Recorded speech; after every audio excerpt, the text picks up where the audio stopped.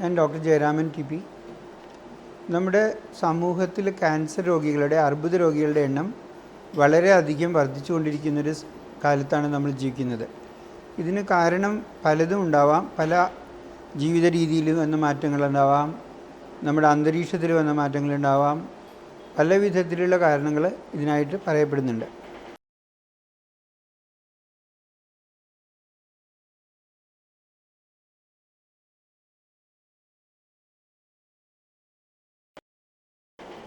സ്ത്രീകളെ സംബന്ധിച്ചിടത്തോളം ഏറ്റവും കൂടുതലായിട്ട് കാണുന്ന അർബുദം സ്തനാർബുദമാണ്. അത് കഴിഞ്ഞാൽ പിന്നെ ഏറ്റവും കൂടുതലായിട്ട് കാണുന്നത് സെർവൈക്കൽ ക്യാൻസർ അഥവാ ഗർഭാശയ മുഖത്തെ ക്യാൻസറാണ്. നിങ്ങളെല്ലാം പ്രതിരോധ കുത്തിവയ്പ്പുകളെ പറ്റി കേട്ടിട്ടുണ്ട്. എന്നാൽ എപ്പോഴെങ്കിലും അർബുദ രോഗത്തിനായിട്ടുള്ളൊരു പ്രതിരോധ കുത്തിവയ്പ്പിനെ പറ്റി നിങ്ങൾ ആരെങ്കിലും കേട്ടിട്ടുണ്ടോ? എന്നാൽ ഈ ചില ക്യാൻസറുകൾ കൃത്യമായി ഇൻഫെക്ഷൻസ്, അണുബാധയുമായിട്ട് ബന്ധപ്പെടുത്തിയിട്ട് കാണുന്നുണ്ട്. അക്കൂട്ടത്തിൽ ഏറ്റവും പ്രധാനപ്പെട്ട ഒന്നാണ് ഈ ഗർഭാശയ മുഖത്തെ ക്യാൻസർ അഥവാ സെർവൈക്കൽ ക്യാൻസർ.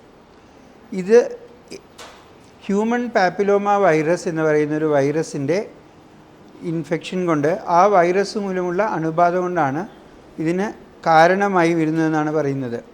അതുകൊണ്ട് തന്നെ ഈ ഹ്യൂമൻ പാപ്പിലോമ വൈറസിനെതിരെയുള്ള വാക്സിൻസ് ഈ ഗർഭാശയ മുഖത്തെ ക്യാൻസറുകളെ തടയുന്നതിന് വളരെ വിജയകരമായിട്ട് ഇപ്പോൾ ഉപയോഗിച്ച് വരുന്നുണ്ട്. ഇതിൻ്റെ ഇഫക്റ്റീവ്നെസ് വളരെ കൂടുതലാണ്. പിന്നെ ഈ ഗർഭാശയ മുഖത്തെ ക്യാൻസറിനെ സംബന്ധിച്ചോളം അതിന് ഒരുപാട് സ്ക്രീനിങ് ടെക്നിക്സ് ഉണ്ട്. അത് കണ്ടുപിടിക്കാനായിട്ട് ഒരുപാട് മാർഗങ്ങളുണ്ട്. സ്ക്രീനിങ് ഉണ്ട്, പാപ്സ്മിയർ, അങ്ങനത്തെ കാര്യങ്ങളൊക്കെ ഉണ്ട്. പക്ഷേ ഇതിനെ പറ്റിയുള്ള സമൂഹത്തിലെ അവബോധം വളരെ കുറവാണ്. അതിനു വേണ്ടിയിട്ടുള്ള സാമ്പത്തികമായ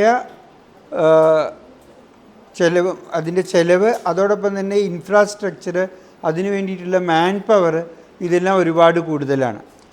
അതുകൊണ്ട് തന്നെ ഈ ഗർഭാശയ മുഖത്തെ ക്യാൻസറിനുള്ള പ്രതിരോധ കുത്തിവയ്പ്പിന് അതിൻ്റേതായ സ്ഥാനമുണ്ട്. അത് വളരെ പ്രധാനപ്പെട്ട ഒരു പ്രതിരോധ കുത്തിവയ്പ്പായിട്ട് കണക്കാക്കപ്പെടുന്നു. ഈ വാക്സിൻ്റെ പേര് ഹ്യൂമൻ പാപ്പിലോമ വൈറസ് വാക്സിൻ എന്നാണ്. ഇപ്പോൾ അത് കാര്യമായി ഉപയോഗിച്ച് വരുന്ന 3 തരം വാക്സിൻസാണ് നമ്മുടെ നാട്ടിൽ ലഭ്യമായിട്ടുള്ളത്. അതിലിപ്പോൾ ഏറ്റവും കൂടുതൽ ഉപയോഗിക്കുന്നത് ക്വാഡ്രിവാലൻ്റ് വാക്സിൻ എന്ന് പറയുന്ന ഒരു വാക്സിനാണ്. ഇത് ഇപ്പോൾ ഇന്ത്യയിൽ തന്നെ ഉൽപ്പാദിപ്പിക്കപ്പെടുന്നുണ്ട്. അതിൻ്റെ ഒരു 5-6 കൊല്ലം മുമ്പുണ്ടായിരുന്ന ചിലവ് പരിഗണിച്ചാൽ അതിൻ്റെ വാക്സിൻ കോസ്റ്റ് ഗണ്യമായി കുറഞ്ഞു വന്നിട്ടുണ്ട്. അത് ഇപ്പോൾ നമ്മുടെ രാജ്യത്ത് തന്നെ ഉൽപ്പാദിപ്പിക്കുന്നുണ്ട്. ഈ വാക്സിൻ എപ്പോഴാണ് കൊടുക്കുന്നത്? ഈ വാക്സിൻ ഇപ്പോൾ നമ്മൾ ഇന്ത്യൻ അക്കാഡമി ഓഫ് പീഡിയാട്രിക്സിൻ്റെ നാഷണൽ ഇമ്മ്യൂണൈസേഷൻ ഷെഡ്യൂളിൽ ഈ വാക്സിൻ ഉൾപ്പെടുത്തിയിട്ടുണ്ട്.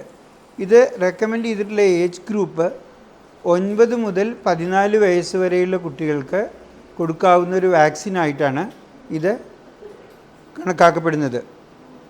ഇത് 2 ഡോസാണ് 9 വയസ്സിനും 14 വയസ്സിന് വരെയുള്ള ഗേൾസിന് ഇതിന് വേണ്ടിയിട്ട് കൊടുക്കുന്നത്.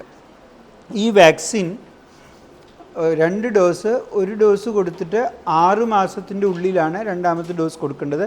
പക്ഷേ ആദ്യത്തെ ഡോസും രണ്ടാമത്തെ ഡോസും തമ്മിലുള്ള വ്യത്യാസം ചുരുങ്ങിയത് 5 മാസം വേണമെന്നാണ് പറയുന്നത്. ഒരു വർഷത്തിനുള്ളിൽ ആ കുത്തിവയ്പ്പ് പൂർത്തിയാക്കണം ഈ 2 ഡോസുകൾ.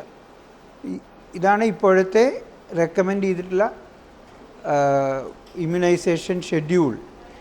സപ്പോസ് നിങ്ങൾ 14 വയസ്സ് കഴിഞ്ഞതിന് ശേഷമാണ് ഇതെടുക്കുന്നതെന്നുണ്ടെങ്കിൽ ഒരു 25 വയസ്സ് വരെ കുട്ടികൾ അഡോളസൻ്റ് ഏജിൽ ഈ വാക്സിൻ കൊടുക്കാവുന്നതാണ്. പക്ഷേ 15 വയസ്സ് കഴിഞ്ഞിട്ടുള്ള കുട്ടികൾക്കാണെങ്കിൽ 3 ഡോസുകളാണ് നിർദ്ദേശിക്കപ്പെട്ടിട്ടുള്ളത്. ആദ്യത്തെ ഡോസ് കഴിഞ്ഞ് 1 മാസം കഴിഞ്ഞ് 1 ഡോസും, പിന്നീട് 5 മാസം കഴിഞ്ഞ് 3-ാമത്തെ ഡോസും.